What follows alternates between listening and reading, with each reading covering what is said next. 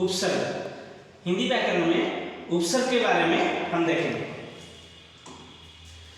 जो शब्दांश शब्दों के पूर्व आकर उनके अर्थों में परिवर्तन कर देते हैं। शब्दांश मान लीजिए प्रकाश, प्रकाश, इसमें एक शब्द है। मान लीजिए प्रदीप, ये शब्द है।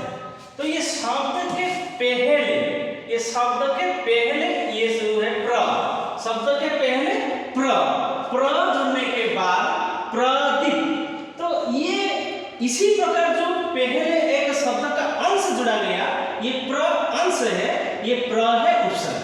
देखिए, जो शब्दांश शब्द के पूर्व आकर उनके अर्थों में, पहले मान लीजिए दीप था, दीप के साथ प्र जुड़कर ये दीप का अर्थ में थोड़ा परिवर्तन आ गया। तो ये जो अंश जुड़ा गया, इससे उपसर्ग कहते हैं। याद रखिए, उपसर्ग शब्द के पहले जुड़ा रहता है, शब्द के पहले। आगे देखिए, जैसे कि पराजय, पराजय, ये परा जो शब्द है ये पहले जुड़ा गया, ये जय शब्द के साथ परा जुड़ा गया, ये परा का अंश है, शब्द का अंश है। तो शब्दांश भरपेट, भरपेट में पहले जुड़ा गया भर, पेट के साथ भर जुड़ा गया और पहले जुड़ा गया, इसलिए इसको हम उपसर्ग कहेंगे। आगे देखिए, अ, नि, प्र, ये सारे इसी प्रकार उपसर्ग का उदाहरण है। तो उपसर्ग का स्वतंत्र प्रयोग नहीं होता। मान लीजिए मैं एक जगह लिख दूंगा अ का अर्थ क्या है? कुछ नहीं। मान लीजिए नि, कुछ नहीं, स्वतंत्र रूप में इसका अर्थ नहीं है। किसी शब्द के साथ जुड़ गया तो इसका अर्थ जरूर आ जाएगा। तो इसका स्वतंत्र प्रयोग नहीं है।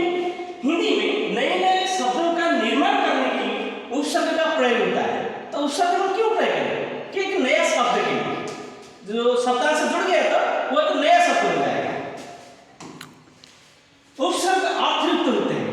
उपसर्ग जोड़ने के बाद ऐसा नहीं कि कुछ अर्थ नहीं निकलेगा, जरूर कुछ अर्थ रहेगा, तो उसे उपसर्ग कहेंगे। उपसर्ग युग से शब्द में नवीनता जरूर आ गई। तो शब्दांश जोड़ने के बाद जो अर्थ था, कुछ अर्थ का नया रूप आ गया। उदाहरण धर्म, तो ये अ जुड़ गया। देखिए, धर्म जो इसका अर्थ जो था, ये अ जोड़ने के बाद परिवर्तन हुआ या नहीं? जरूर। तो अर्थ में परिवर्तन आ गया, अ है उपसर्ग। मान लीजिए बे, ईमान, ईमान के साथ बे जुड़ने के बाद अर्थ में जरूर परिवर्तन आ गया।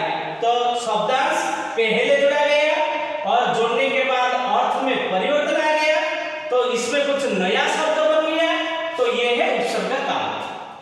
सुपुत्र, पुत्र के साथ सु उपसर्ग और सुपुत्र एक नया शब्द और अर्थ में भी परिवर्तन। आगे देखिए, प्रकार, उपसर्ग कितने प्रकार के हैं? उपसर्ग 3 प्रकार के हैं। देखिए, तत्सम, तद्भव, आगत। ये उपसर्ग तत्सम आप सबको मालूम है, संस्कृत वाला शब्द। तद्भव आपको मालूम है, संस्कृत से परिवर्तन होकर या हिंदी में जो शब्द प्रयोग होता है, ये तद्भव वाला शब्द है, ये हिंदी का उपसर्ग है। और आगत, मान लीजिए उर्दू फारसी हो, ये दूसरी भाषा से आया है। ये 3 प्रकार के उपसर्ग है। देखिए, आपको समझ में आ जाएगा। इधर तत्सम उपसर्ग वाला, ये उपसर्ग संस्कृत भाषा से आए हैं। जैसे अति, ये संस्कृत शब्द के साथ अति, अंत, अत्यंत, अत्यंत शब्द जो अति उपसर्ग लगा, ये अधिक अर्थ के लिए लगा है। अति का मतलब अधिक, और ये शब्द जुड़ने के बाद नया शब्द हो गया अत्यंत। तुम्हें पूछा जाएगा कि अत्यंत में उपसर्ग कौन सा है? अति। किस अर्थ में प्रयोग हुआ है? अधिक अर्थ में। ये कौन सा उपसर्ग है? ये संस्कृत का उपसर्ग है। तो हमें बोलना पड़ेगा ये उपसर्ग जो है तत्सम का। आगे देखिए, अभि, अभि उपसर्ग जुड़ा गया किसके साथ? ये शब्द के साथ अभिमान। तो अभिमान जो उपसर्ग इधर है, ये विशिष्ट के अर्थ में आया है और ये भी तत्सम वाला है। आगे देखिए, अभी देखेंगे तद्भव उपसर्ग। मैंने कहा था तद्भव जो है हिंदी का है। ये निषेध के अर्थ में मान लीजिए अ उपसर्ग जुड़ेंगे, निषेध अर्थ में अनपढ़, ये अ उपसर्ग है। ये पूरा शब्द जो है नया शब्द तो इसलिए ये अ उपसर्ग जुड़ा गया। और इधर देखिए 49, 59, इधर उन जुड़ा है, उपसर्ग है उन। ये किस अर्थ में? एक कम हुआ है। ये 60 के पहले 59, ये 49, तो ये उन उपसर्ग किसका है? हिंदी का है। आगे देखिए निडर, ये जो नी उपसर्ग है, ये नी हिंदी का है और रहित के अर्थ में, मतलब डरना नहीं। आगे देखिए आगत उर्दू या फारसी का, ये फारसी भाषा हो या उर्दू भाषा से प्रयोग हम करते हैं। जैसे कि ना उपसर्ग है, ये अभाव या नहीं का अर्थ है। ना समझ, ये ना उपसर्ग है। ला, ये बिना या अभाव का अर्थ है। ला परवाह, ये ला उपसर्ग। ला जवाब, ला उपसर्ग। हर प्रत्येक अर्थ में, हर रोज मतलब प्रत्येक दिन। हर दम, मान लीजिए ये जो है हर, ये हमेशा इसको हम कहेंगे आगत है। हिंदी भाषा को ये आया है, तो इसलिए ये आगत शब्द है। ये ध्यान दीजिए, एक अच्छे व्याकरणकार है जो डॉक्टर वासुदेव नंदन ने लिखा है। क्या लिखा है?